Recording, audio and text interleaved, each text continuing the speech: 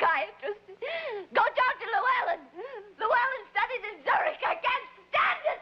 What am I going to do? I'm in some kind of a nightmare. You gotta help me. Help me! Help me! Helen, sodium amytal. Help me! Help me! Help me! I can't.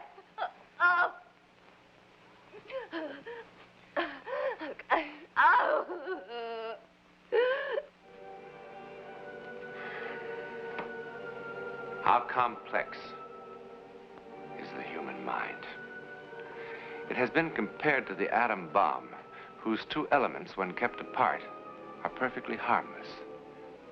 So it is with the conscious and the subconscious of the human mind.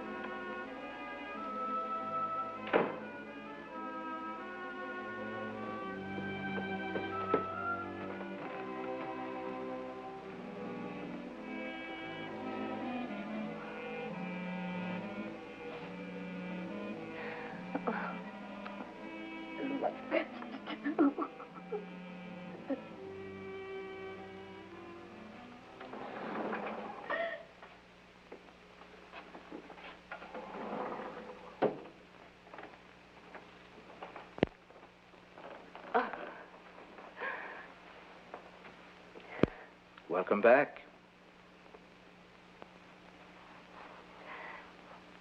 How long was I asleep? But 40 minutes? Someone locked me in. Not someone. You. Don't remember that.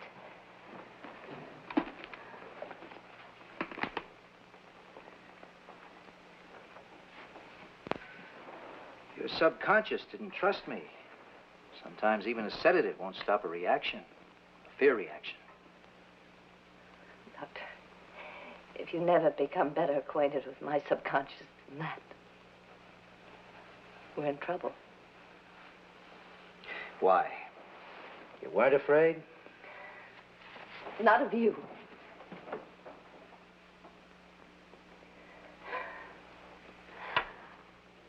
If I can't be calm, I can at least be accurate. I mean, I wasn't afraid of you. And what does that mean? What does that mean? Oh, come on, Doctor. We're a team, aren't we? You've got to pull a little, too. If I'm not afraid of you, then what's left?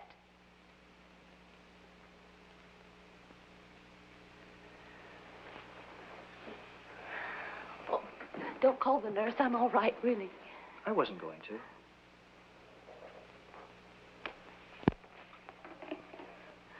Pardon me.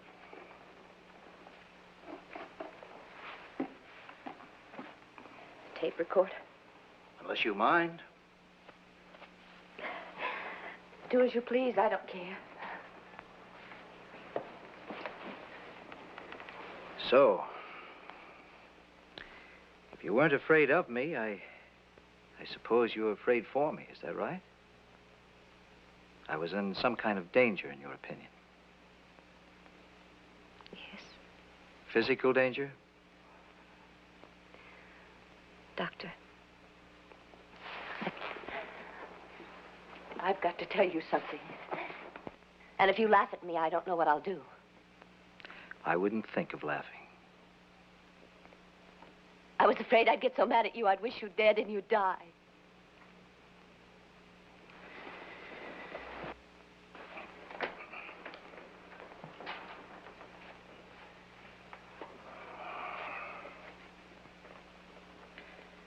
Is it Miss Wadsworth or Mrs.? Come on, Doctor. Do we have to go down that dreary road? I'm a normal, healthy woman. I love my mother and my father, and they love me. I get along very well with my employer. And that would be, Mr. Alfred Ross, president of Alfred Ross Associates. He controls, oh, I don't know, 8 or 10 firms, including a fashion house. I'm the executive manager of that. There's an Alfred Ross who owns one of the major ball clubs. Same Ross. From dresses to baseball. Dresses, baseball, steel, real estate, motion pictures. Quite a range. Quite a man. Quite a man.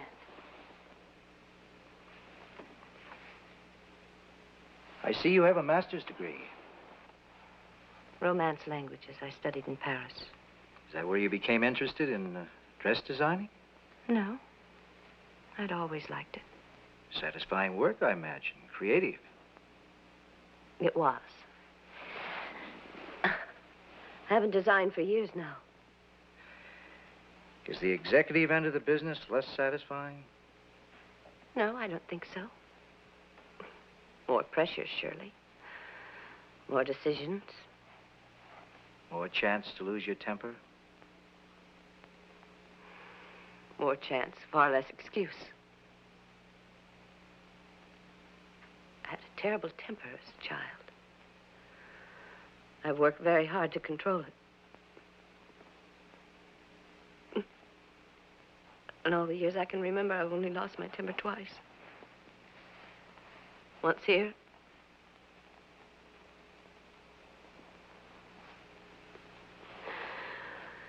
And once 3 weeks ago. And what happened 3 weeks ago?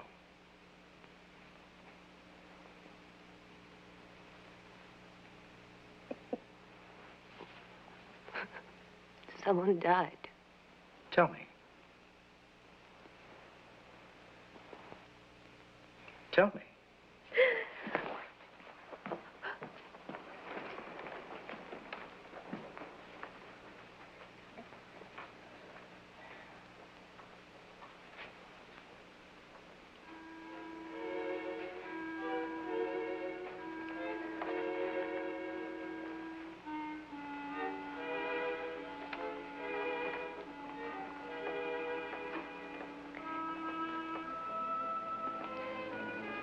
It was a hot, sultry day.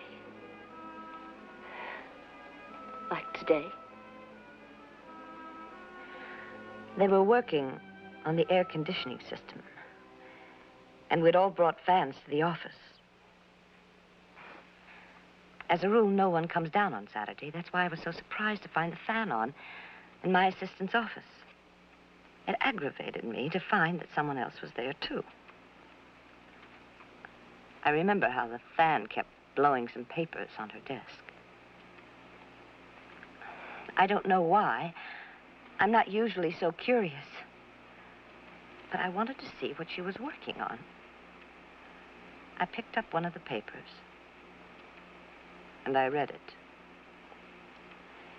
It was a letter from Ross. This assistant, tell me a little about her. Joyce? Oh, not very attractive. Well. Well, well. It's like catching a big bright eye at the keyhole, isn't it? I want to congratulate you on your splendid ideas for our new fall line. What ideas? Why don't you read the rest of it? I didn't see any new ideas from you. You weren't available. Stop it. You weren't available. You've never paid any attention to my suggestions. If I had sent them to you, you'd have thrown them in the wastebasket like every other modern notion that crosses your desk. Well, This time I went over your head. Clear up to Al's penthouse?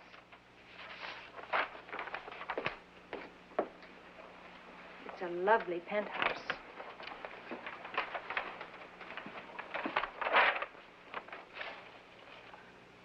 As I told you last week, we've been contemplating a change in executive authority for some time. I wonder if you would be available for luncheon on the 31st, when we can go into this matter at greater length.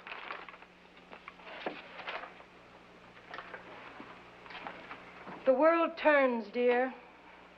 If you can't hang on, then step off gracefully. Why, you vicious little slug. Get out.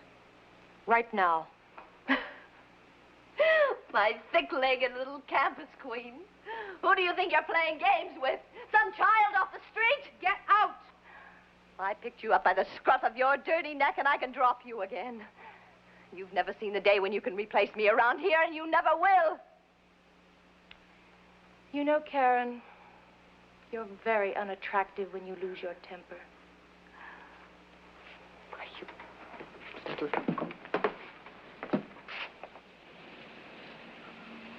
Luncheon on the 31st. I hope you die before you get there. I hope you die. Die. Die. Die. Die. Die.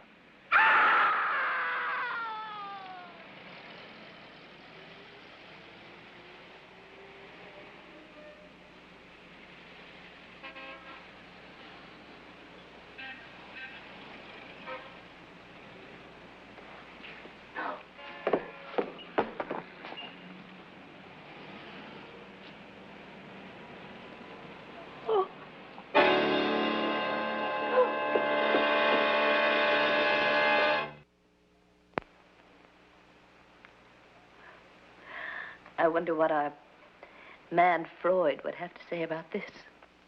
I think he'd be most interested and sympathetic. He'd say I'd lost my mind. Not in the least. But it happened. What happened? I killed Joyce Chapman. No. What happened was that Joyce Chapman died coincidentally with a desire on your part to see her dead. You've constructed a guilt bridge between two unconnected events in order to punish yourself. I don't see that they're unconnected at all.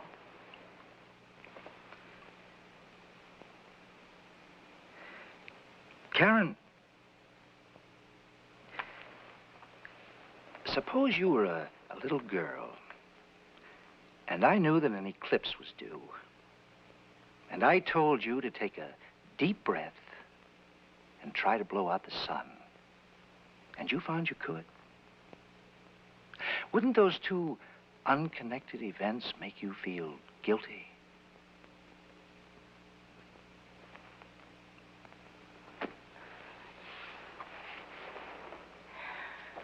It does feel like I'm in some kind of a nightmare.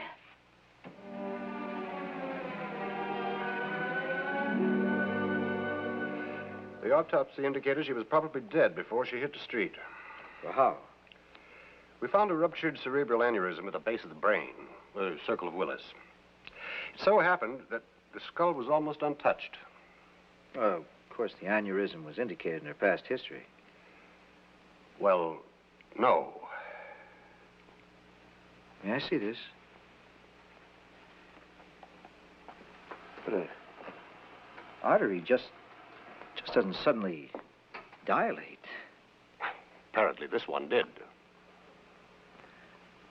Any sign of prior injury or disease? I'm just telling you what we found, Doctor.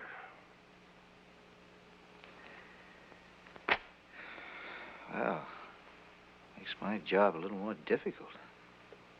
Why? My patient believes she willed Miss Chapman dead. What's this woman's background? General hysteria? No. Just the opposite. Intelligent, alert. Executive manager of a dress firm here. Alfred Ross Associates. Alfred Ross? Yes, why? Oh, nothing. Only I've known Al Ross for 20 years, I guess. He was a fine man. Was? Yes, he keeled over on the golf course last night at 6 o'clock. Tragic. 49. That's too young. You sure you're the right man? Read in the paper today, and Alfred Ross was on TV last night. They taped that program a week ago.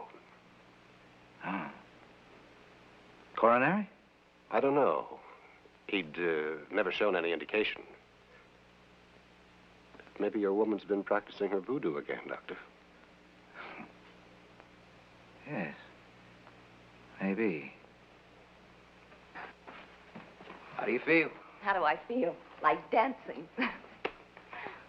I spent the weekend in the country. I haven't heard a telephone ring or read a newspaper or... Oh, I forgot. I did see a television show, though. You'll never guess who I saw. Who? Ross. I can't escape him. He's like Big Brother, you know? There he was, holding forth in his usual assured way. All about fashions, all wrong. And I suddenly realized that it wasn't just Joyce that was trying to put the knife in me. And I got madder and madder. And I saw that funny little smile, like a little boy, like a cruel little boy. I suddenly said, the wrong one died. And I got so scared that I couldn't look. But then he went right on talking, and when I did look, he was right there, alive as ever.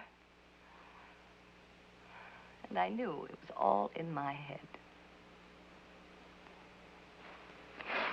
Now, do you know why I feel like dancing?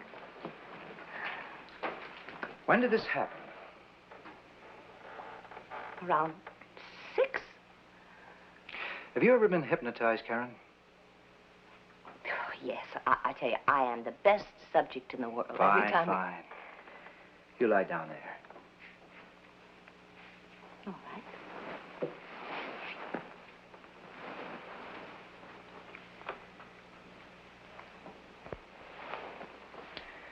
Karen, concentrate on this pen. Think of nothing but the pen. Now close your eyes. Relax. Relax. Go to sleep. Karen, you told me that you've always been afraid of losing your temper. Tell me the first time you lost your temper.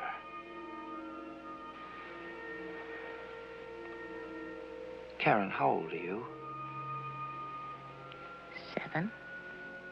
Where are you? Attic. Are you alone? Donna. What are you and Donna doing? I let Donna try on the clothes in the trunk. But they were mine. You mean your mother's? Yes. It's my attic. She always has to have her own way. But I found the hat first. Why should she take it? It's my hat. Oh, I hate you. I wish you were dead. I wish you were dead, dead, dead. And she was dead.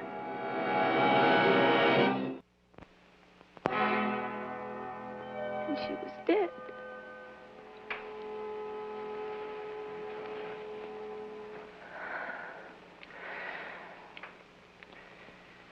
I'm sorry I had to put you through that. But we found the link we needed.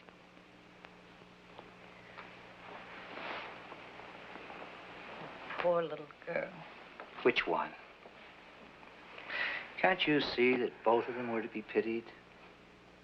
All your life, you've believed subconsciously that you caused Donna's death. You didn't. Look at it now through adult eyes. You didn't shout, her dead, or Will her dead. It was an accident. You say that. It was an accident. It was. It was an accident. Nothing happened to Al Ross, did it? Did it? Karen. I'm going to tell you something because I don't want you to walk out of here and discover it yourself. Tell me what? Alfred Ross apparently had a heart condition. That's not true. Had a heart condition? He died last night. But I saw him afterwards on the television show. The program was taped. Oh, then it was my fault. No. It was my fault. They were unconnected events. Oh, you can't still believe that. I can prove it. No. Karen, listen to me. Wish me dead. Oh, no. Wish me dead. No, leave me alone. Why won't you try? Are you afraid to try? Are you afraid it won't work? That you'll have to give up this fantastic superstition? No. No. Gives you a great ego gratification, doesn't it? Makes you feel like a god, doesn't it? That makes you feel great, doesn't it? That's why you won't test it. Karen, you've got to give up this crutch now. Karen, listen to me. Think of loyalty. Oh. Why is it always a one-way street with you? Why can't you return it? To your friends, your doctor, anybody. Oh, I know what you're trying to do. Listen to me. Look at me. I am not going to hate you. Say it. No. Wish me dead. No. Be quiet. Or what? You'll buy a wax doll and stick pins in it? You'll utter your abracadabra at me like a 20th century witch? Stop. Say it yourself and stop me. Say it! I'm so tired. I wish I were dead.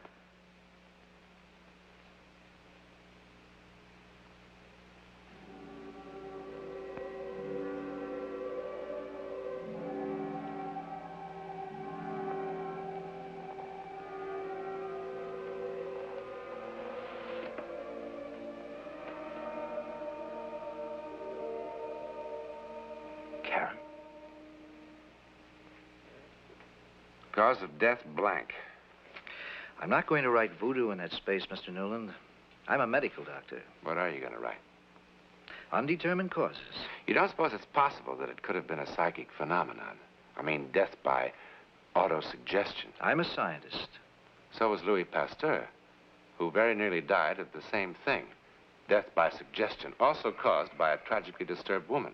It's in the record. Yes, I've heard of the case. We've a lot to learn, Mr. Newland. A lot to learn, indeed. What really happened to Karen Wadsworth? A series of cruel and bewildering coincidences? Or a few moments of hate and despair so enormous they could actually be felt by others? In the April 13th, 1959 issue of Time magazine, a curious experiment was reported. 2 rows of seeds were planted. The seeds were chosen from the same package, planted in the same earth by the same people, and cared for and tended equally, with one exception. The first row was prayed over. The second was cursed. The first row flourished. The second withered.